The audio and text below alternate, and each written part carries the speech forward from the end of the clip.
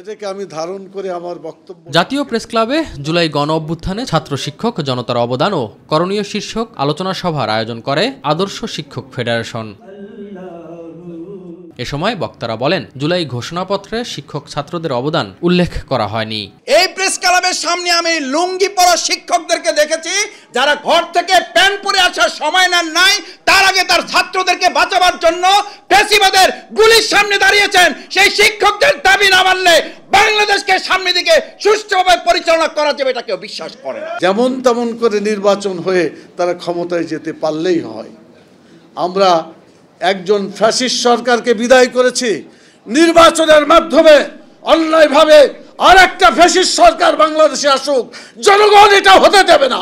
জুলাই সনদের ভিত্তিতেই আগামী সংসদ নির্বাচন হতে হবে বলে দাবি করেন জামায়াতের সেক্রেটারি জেনারেল মিয়া গোলাম পরোয়ার।